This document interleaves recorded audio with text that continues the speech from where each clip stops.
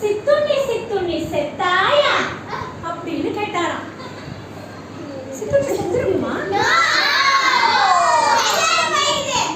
கஜ கஜான்னு மேல வந்த பறவை, சாகணும் ராஜகுமாரா, வயிறு நிறைய பழத்தை தின்னு கொஞ்சம் கொட்டைய துப்பி சேத்துல உழுதுகிட்டு இருக்கேன் அப்படின்னு சொல்லிச்சான்.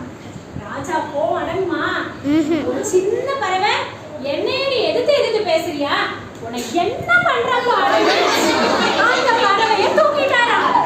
இப்படிதான் அந்த பறவை தப்பிச்சு போக ட்ரை பண்ணிச்சான். ஆனா அந்த ராஜா விட்டாரா, தூக்கிட்டு போய் பக்கத்துல இருக்கிற ஒரு ஆத்துல தூக்கி விசிறினாரா. அப்போ ராஜா என்ன பண்ணாரு, ஆத்துல போயிட்டு சித்துண்ணி சித்துண்ணி செத்தாயா. சித்துண்ணி செத்து இருக்குமா?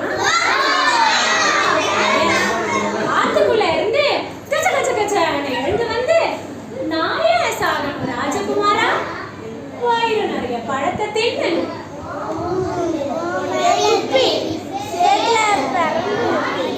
ஆத்துல அப்படின்னு சொல்லிச்சான். ராஜாவுக்கு இன்னும் கோவம்.